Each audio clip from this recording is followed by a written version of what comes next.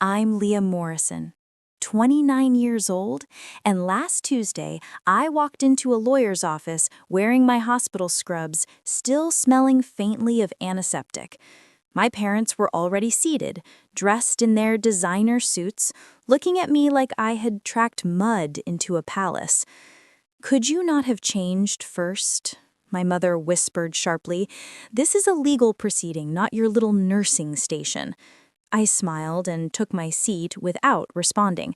They had no idea why I was there, no idea about the night 3 months ago when I saved a dying man in my ER, no idea that man was my estranged grandfather, and certainly no idea that he had just left me $9.7 million and a letter that would shatter everything they thought they knew.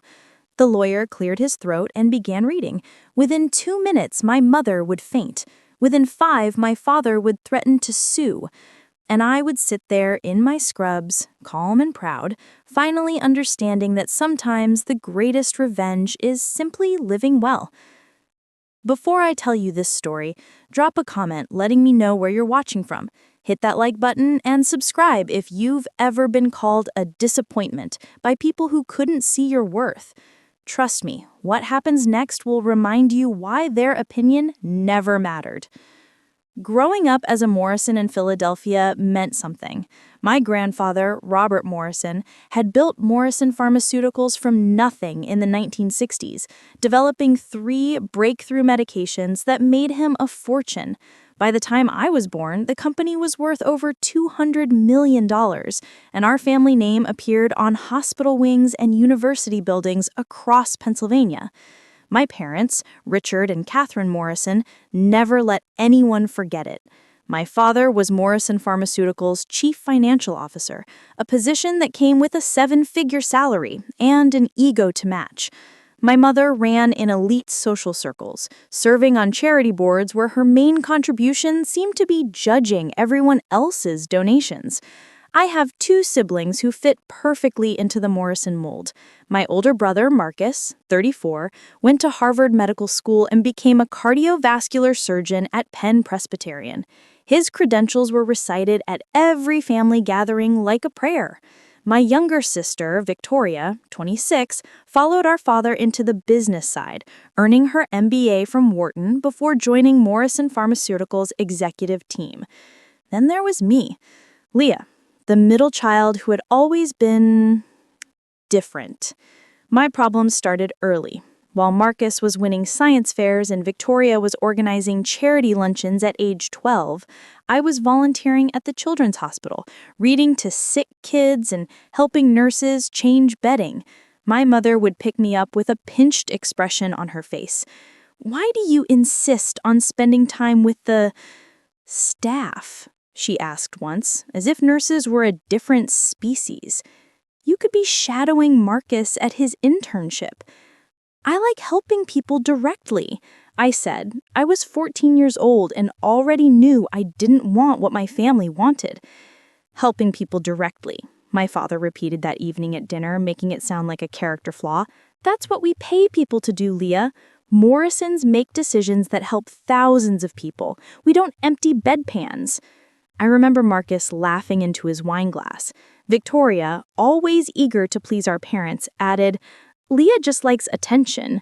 Working with patients is so visible."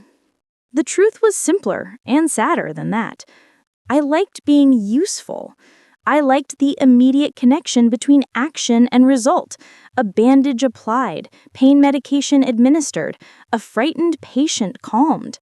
I found purpose in small moments of care that my family had been too successful to understand. When I announced I wanted to study nursing at Temple University, the explosion was spectacular. "Nursing?" My father stood from his chair so abruptly it fell backward. "You want to be a nurse? After everything we've given you, every opportunity, every connection, you want to be a nurse?" My mother's reaction was quieter, but more cutting. "What will I tell people? That my daughter, who could have gone to Princeton, chose to attend a state school to pursue technical training?" "Nursing isn't technical training. It's "It's a waste," she interrupted, "of your intelligence, your opportunities, and quite frankly, your last name. No Morrison has ever chosen such a limited path." Marcus was home that weekend. He pulled me aside after dinner, his voice full of what he probably thought was wisdom. "Look, I get it. You want to be different, make your own mark, but you're throwing away your future. Nurses work for people like us. They don't become people like us."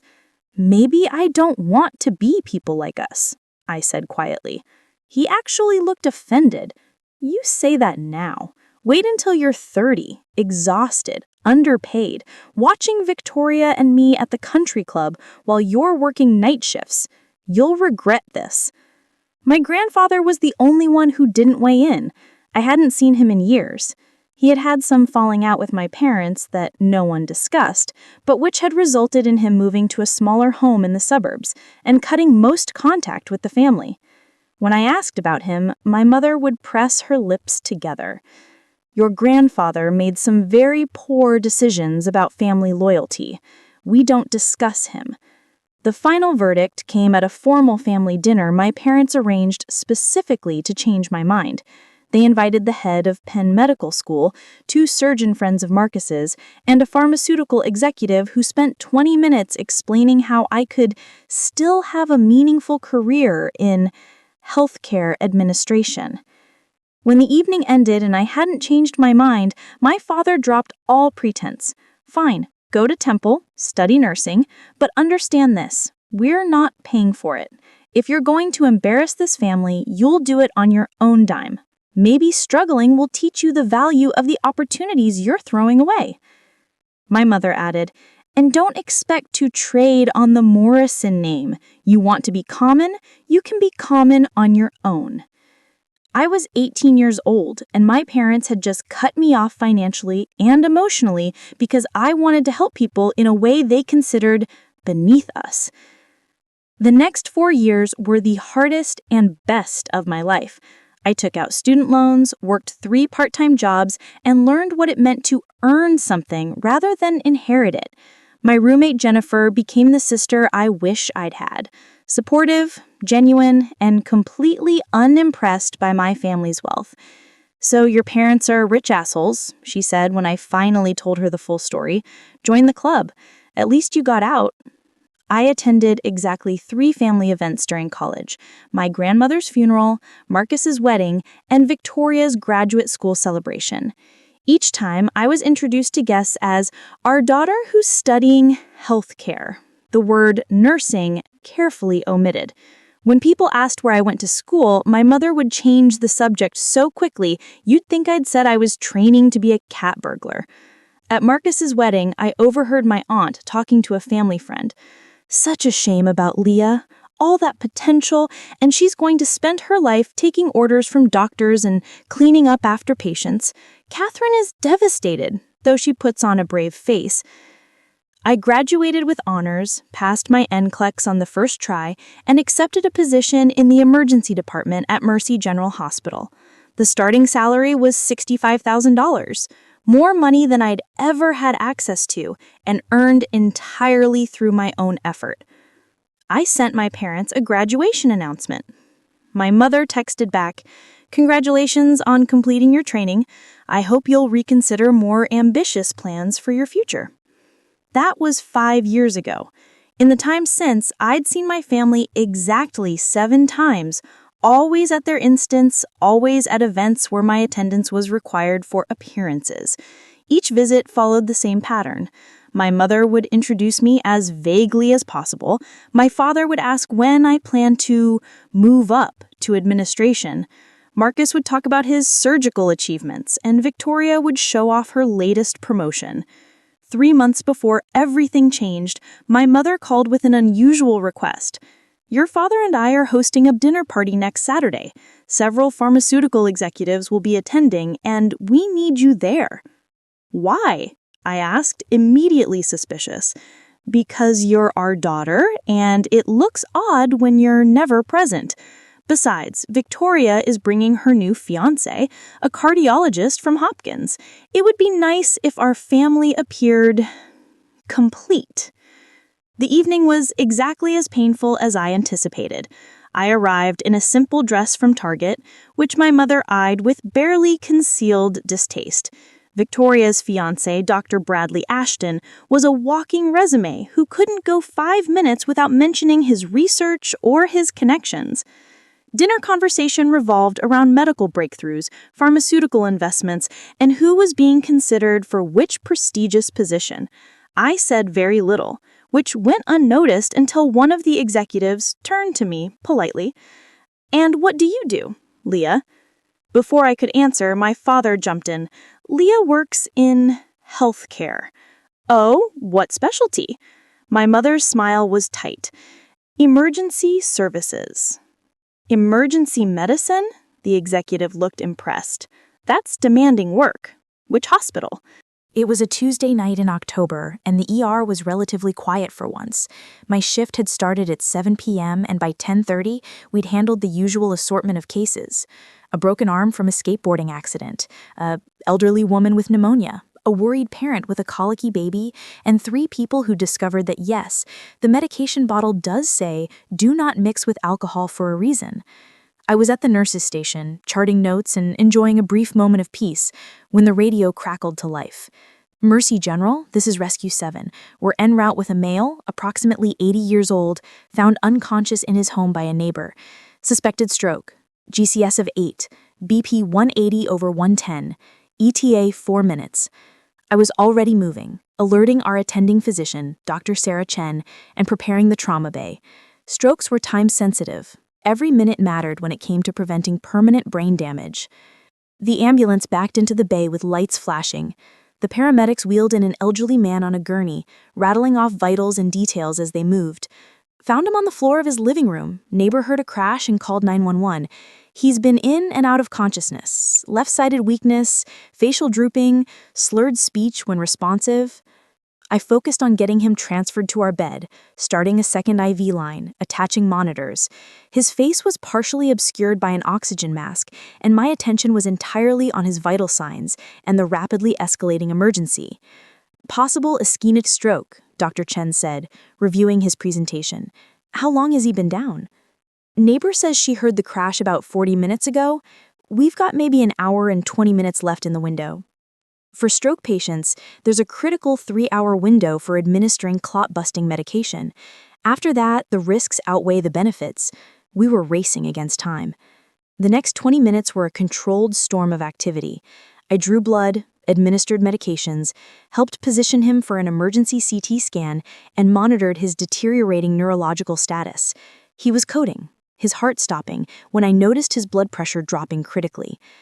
"He's crashing," I called out, "BP 80 over 40 and falling." Dr. Chen was already moving. "Start chest compressions. Get me the crash cart." I positioned myself and began compressions, counting under my breath, focusing entirely on the rhythm and depth. 30 compressions, pause for ventilation, repeat. My arms burned, but I didn't stop.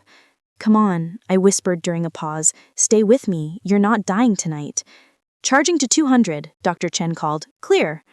I stepped back, his body convulsed with the shock.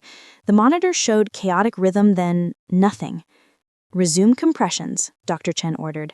I was back on his chest immediately, pushing harder now, willing his heart to restart. Another round, another shock, another eternity of compressions. "We've got sinus rhythm," one of the other nurses called out. I stepped back, breathing hard, my arms trembling from exertion. His heart was beating again. We weren't out of the woods, but we had him back. As the team worked to stabilize him for transport to the ICU, I finally allowed myself to really look at his face. Something about his features nagged at me. The shape of his nose, the set of his jaw, the silver hair. "Does he have any ID?" I asked the paramedic. "Wallet's in the bag. Let me check." He pulled out a worn leather wallet and read the driver's license. "Robert Morrison. Address is..." My heart stopped. "What did you say?" "Robert Morrison. Why? You know him?" I stared at the man I just spent 20 minutes keeping alive. Beneath the oxygen mask, behind the pallor of critical illness, was a face I'd last seen 12 years ago at my grandmother's funeral. "He's my grandfather," I whispered. By the time we got him to the ICU and stabilized, it was past midnight. I should have gone home. My shift had ended M11, but I couldn't leave. Instead, I found myself in the ICU waiting room, still in my scrubs, too shocked to process what had happened.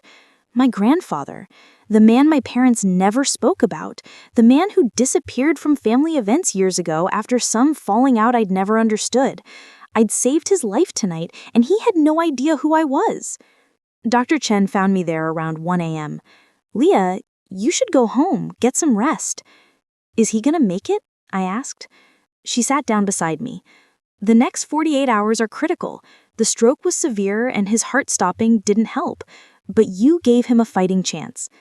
If you hadn't maintained compressions as long as you did..." She didn't finish the sentence. We both knew what happened to stroke patients who coded and didn't receive immediate high-quality CPR. "He's my grandfather. I haven't seen him in 12 years. Dr. Chen's expression shifted from professional to sympathetic. "Does your family know he's here?" "I don't know. The paramedics said a neighbor called it in. I'm not even sure he's listed me as family in any of his records. Do you want me to help you contact them?" I thought about my father's study, his cold dismissal, my mother's embarrassment for my mere existence. I thought about Marcus and Victoria and that dinner party where I was more liability than family. "Not yet," I said finally. "Let me make sure he's stable first." I went home around 3 a.m., showered, and tried to sleep. Instead, I lay in bed replaying the evening. The compressions, the shock, the moment his heart started beating again, the face beneath the oxygen mask that I'd failed to recognize until it was almost too late. At 7 a.m., I called the ICU. "This is Leah Morrison. I'm a nurse in the ED. I wanted to check on the status of Robert Morrison, admitted last night with a stroke." "Are you family?" "I'm his granddaughter." A pause while she checked something. "He's stable for now, sedated and intubated. The neurologist will be evaluating him this morning." I showed up at the ICU at noon after barely 3 hours of fitful sleep. The charge nurse recognized me from the hospital. "Leah, I heard you worked his code last night. Hell of a save." "Can I see him?" She checked her computer. "You're listed as family. Go ahead. Bay 4. I walked past the glass-walled rooms, each containing someone fighting their own critical battle, until I reached Bay 4. Through the window, I could see him, the ventilator breathing for him, monitors tracking every heartbeat, IV medications dripping steadily. I pushed open the door and approached his bedside slowly. In the chaos of the emergency, I'd been too focused on saving him to really see him. Now I could. He looked smaller than I remembered, frailer. The Robert Morrison of my childhood had been imposing, stern-faced in family photos, someone who commanded rooms with his presence. This man looked vulnerable in a way that made my chest ache. I pulled a chair close to his bedside and sat down. "Hi, Grandpa. I don't know if you can hear me. They say people in comas sometimes can. I'm Leah, your granddaughter. We haven't seen each other in a really long time." I paused, feeling foolish talking to someone who couldn't respond.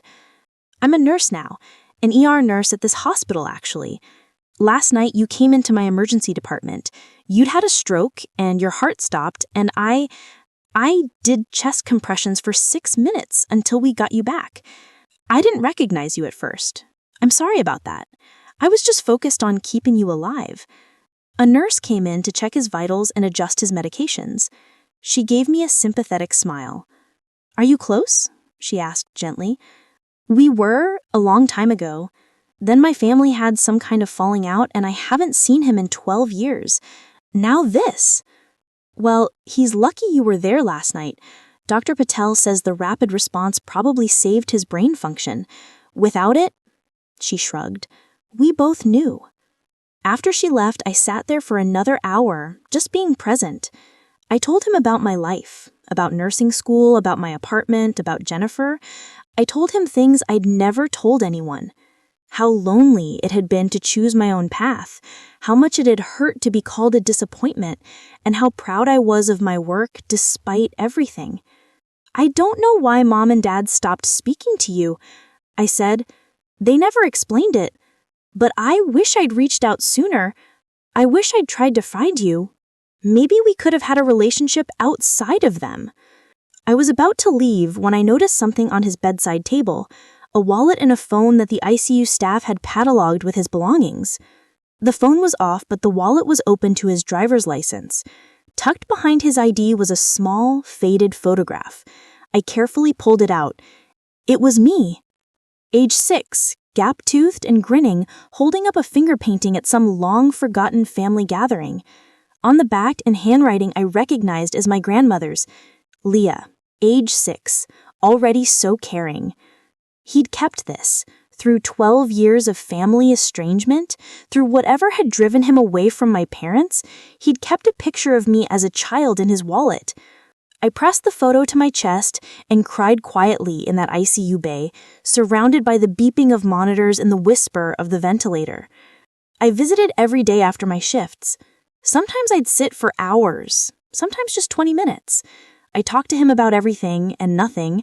I brought real coffee, even though he couldn't drink it, because his room smelled too much like disinfectant and industrial cleaner. On the 4th day, his sedation was lightened. The neurologist wanted to assess his neurological function. I wasn't there when he first woke up, but the ICU nurse called me at home. "Leah, your grandfather is awake, extubated. He's asking for his family." I was at the hospital in 15 minutes, not even bothering to change out of my sweatpants and Temple nursing t-shirt. When I entered his room, his eyes were open. They tracked me as I approached, confusion evident in his expression. "Hi, Grandpa. I'm Leah. Do you remember me?" He stared at me for a long moment, his left side still weak from the stroke, his speech slow and slurred. "Leah?" he managed. "Little Leah?" "Not so little anymore," I smiled through sudden tears. 2 months after my grandfather's discharge, I was working a particularly brutal shift. It was flu season, the ER was packed, and I'd been on my feet for 11 hours straight when my phone buzzed with an unknown number. I almost didn't answer, but something made me step into the break room and pick up. "Is this Leah Morrison?" an unfamiliar male voice asked. "Yes, this is she." "My name is Jonathan Baker. I'm an attorney, and I was your grandfather Robert Morrison's legal counsel." Was? Past tense. My heart stopped.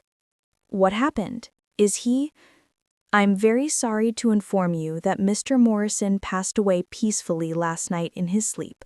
He had a second, smaller stroke that proved fatal. The facility tried to reach you, but—" I couldn't hear the rest over the roaring in my ears. Dead. My grandfather was dead. The man I'd saved, who'd I'd found again after 12 years, who told me he was proud of me, gone. "Miss Morrison, are you still there?" "Yes," I managed. "I'm here. I'm very sorry for your loss. Mr. Morrison spoke of you often in his final weeks. He wanted me to inform you that there will be a reading of his will this Tuesday at 10 a.m. at my office. Your attendance is required." "My parents? Do they know?" "Your parents will also be attending," he said carefully, "along with your siblings.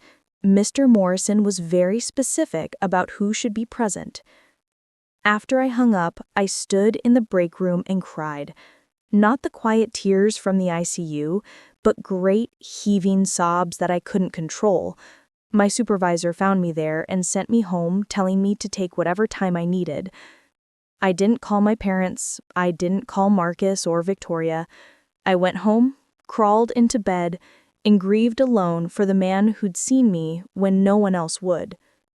The funeral was held on Saturday at one of Philadelphia's oldest churches. I arrived early, wearing a simple black dress and heels, and sat in the back. My parents, siblings, and various relatives I barely knew filled the front rows, all dressed in expensive mourning attire that probably cost more than my monthly rent. My mother was crying delicately into a handkerchief. My father stood stoically accepting condolences from business associates and family friends. Marcus and Victoria flanked them like perfect supporting actors in a play about grief. "Such a tragedy," I heard someone say. "At least he had his family with him at the end." He didn't, though. He'd been alone in a rehab facility. with only the nurses and his few remaining friends to keep him company. My parents hadn't visited once in the 2 months since his stroke. How did I know? Because I'd been there almost every day, and I'd asked. I stayed for the service, but skipped the reception afterward. I couldn't stomach the performative grief, the way everyone spoke about my grandfather as if they'd known him, cared about him, been there for him. On Sunday, I visited his grave alone. I brought flowers and sat on the grass beside his headstone. "I miss you," I said simply. "I know we only had a few months, but it meant everything to me. Thank you for seeing me, for being proud of me, for being real." I had no idea what his will contained. I assumed he'd left some money to charity, maybe a small amount to me as the granddaughter who'd bothered to visit. I didn't care about money. I'd never had it, and I'd built a life I was proud of without it. Tuesday morning arrived cold and gray. I'd worked the night shift and gotten off at 7 a.m., which gave me exactly 90 minutes to shower and get to the lawyer's office. I stood in front of my closet looking at my limited options for professional attire. Jennifer knocked on my door. "You getting ready?" "I don't know what to wear," I admitted. "I don't exactly have lawyer office clothes." She looked at my scrubs hanging on the back of my chair, still smelling faintly from the hospital. "Wear those." "To a will reading? That's insane." "Is it?" She raised an eyebrow. "Your grandfather loved that you were a nurse. He was proud of you. Those scrubs represent everything he valued about you, everything your family hated. Wear them." So I did.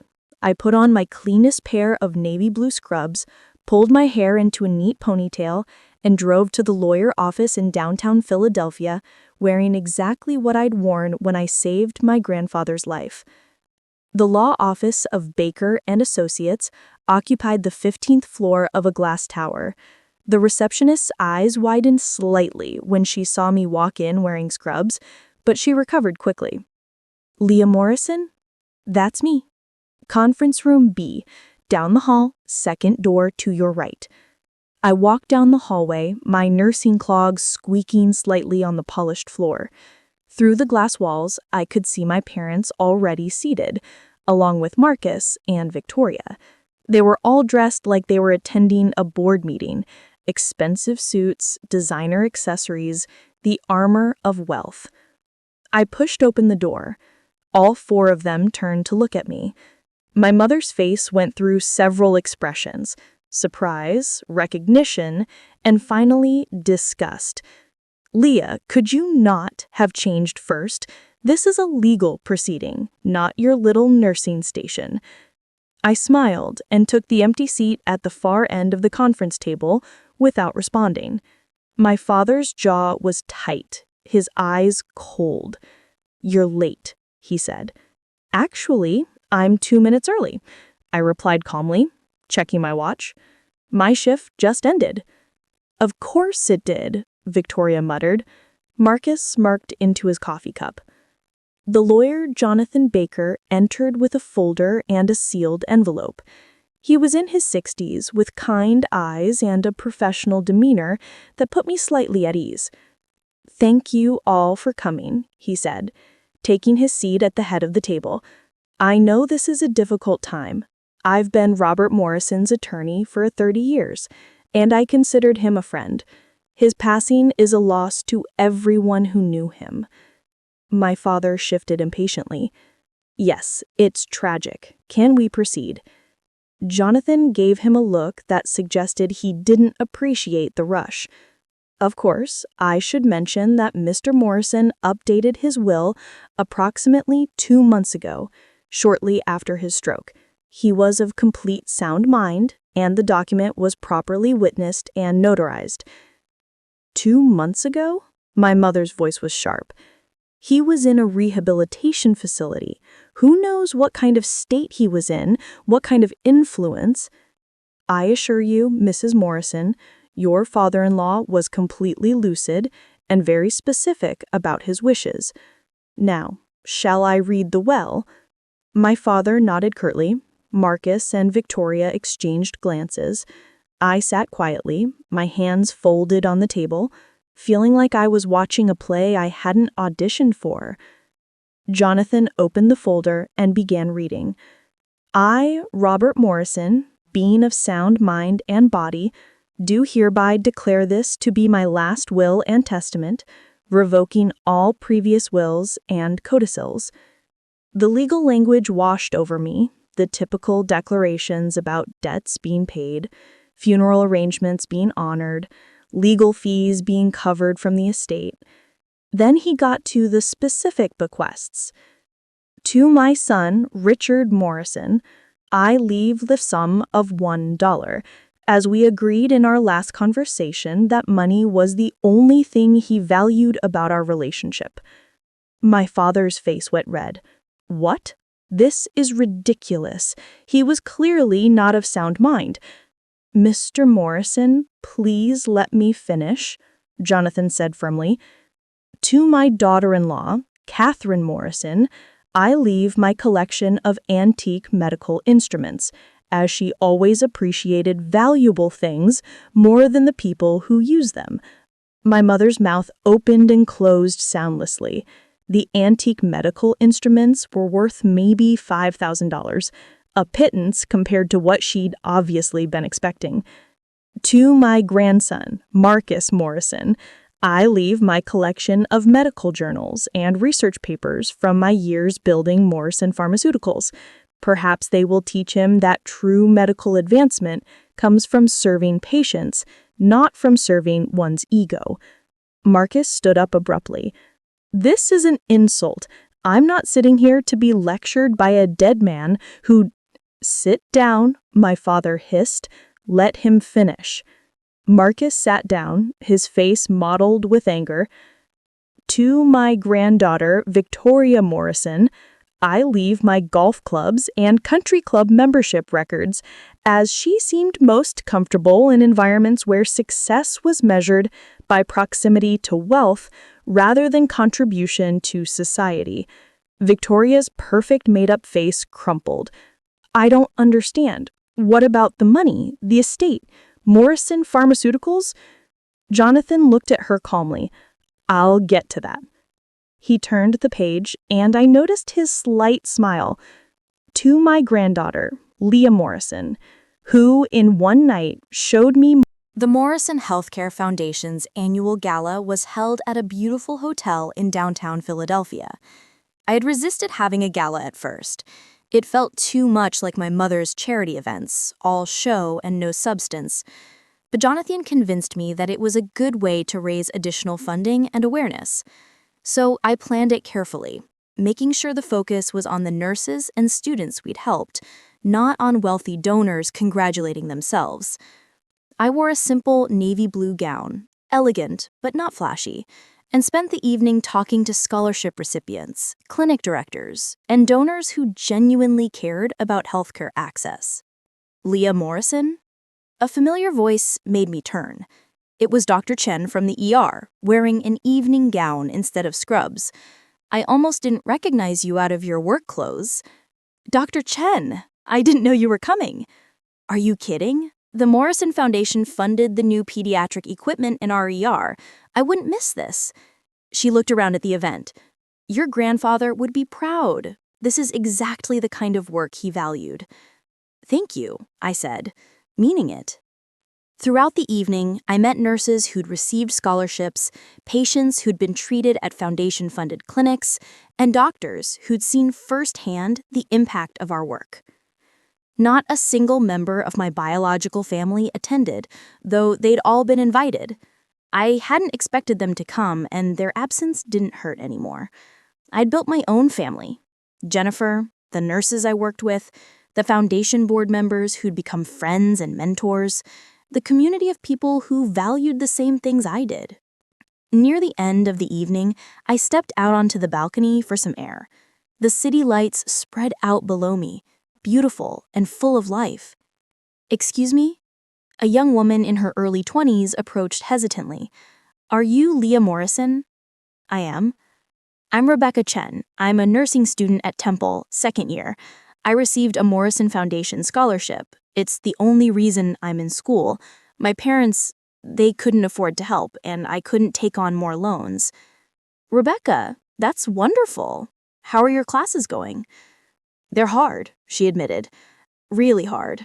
And my family doesn't really understand. They keep asking when I'm going to switch to med school, become a real doctor. She made air quotes, her frustration evident. I smiled, remembering those same conversations.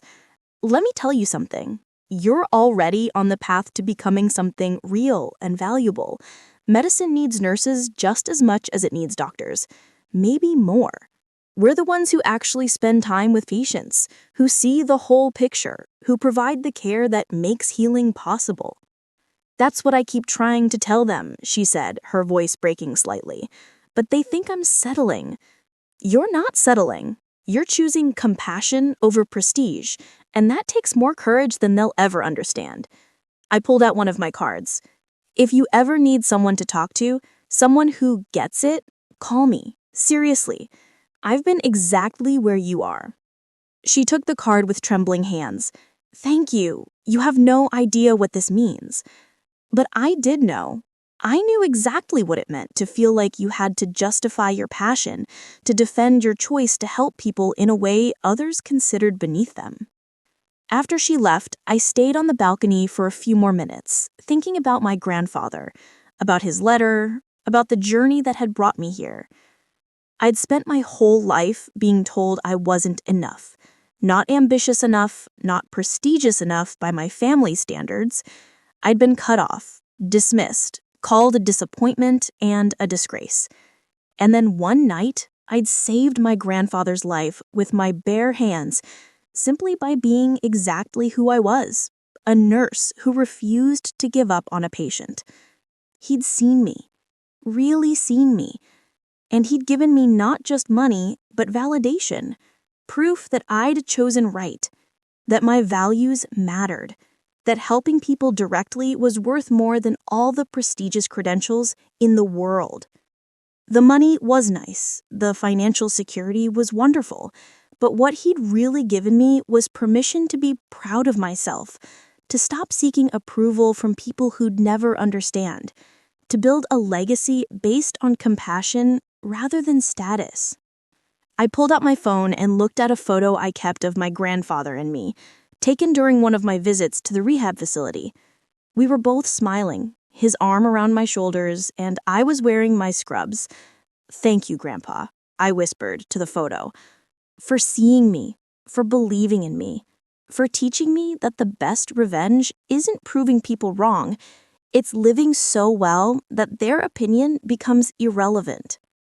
I went back inside to rejoin the gala, to celebrate the work we were doing, to continue building the legacy he'd entrusted to me. And I did it wearing an elegant gown instead of scrubs, but carrying the same values that had made him proud: compassion, dedication, and the absolute certainty that helping people, really helping them, with your own two hands, was the most meaningful work anyone could do. If you're watching this and someone has ever made you feel like your career choice isn't good enough, like choosing compassion over prestige makes you mediocre, like wanting to help people directly is settling, I want you to hear this. They're wrong. Every nurse who's held a patient's hand during their darkest moment, every teacher who's helped a struggling student finally understand, every social worker who's fought for someone who couldn't fight for themselves, every caregiver who's chosen people over profit, you're not settling. You're choosing the harder path. You're choosing to make a difference in ways that are immediate, visible, and real. My family spent their lives chasing status and wealth. They measured success by titles and bank accounts and how impressed strangers were at dinner parties. And when I chose to be a nurse, they saw it as failure because I wasn't chasing the same things they valued. But my grandfather understood something they never could. Real impact happens in small moments, in 6 minutes of chest compressions that save a life, in a kind word to a scared patient, in showing up day after day to do hard, often thankless work because it matters. I didn't save my grandfather's life to earn an inheritance. I saved it because that's what nurses do. We show up. We don't give up. We fight for our patients with everything we have, whether they're strangers or family, wealthy or poor, grateful or difficult. The money changed my life, yes, but not in the way you might think. It didn't make me happier or more fulfilled. It just gave me the freedom to keep doing the work I love without worrying about making rent. It gave me the ability to help other nurses who face the same obstacles I did. It gave me a platform to say, this work matters, these choices matter, and you matter. To the nursing students watching this, keep going. The classes are brutal, the hours are terrible, the pay isn't what it should be, and people will absolutely make you feel like you're not ambitious enough for choosing this path. Do it anyway. The world needs nurses more than it needs another surgeon or executive or entrepreneur. We need people who care more about healing than status. To the young nurses wondering if you made the right choice, you did. Every time you catch something a doctor missed, every time you advocate for a patient who can't advocate for themselves, every time you provide comfort in someone's darkest hour, you're proving that your choice matters more than any prestigious credential. To anyone who's been called a disappointment for choosing compassion, their disappointment says everything about their values and nothing about your worth. My family thought they were punishing me by cutting me off. They thought they were teaching me a lesson about the cost of rejecting their values. What they actually did was free me to build a life based on what actually matters: helping people, making a difference, choosing substance over status. And when my grandfather saw that, when he saw me saving his life, not for recognition or reward, but because it was the right thing to do, he understood something my parents never will. Success isn't measured by how much you have or how impressed strangers are at dinner parties. It's measured by how you show up when someone needs help, how you treat people when there's nothing in it for you, how you choose compassion even when it costs you something. The greatest revenge isn't destroying the people who doubted you. It's building a life so meaningful, so full of purpose and impact, that their opinion becomes completely irrelevant.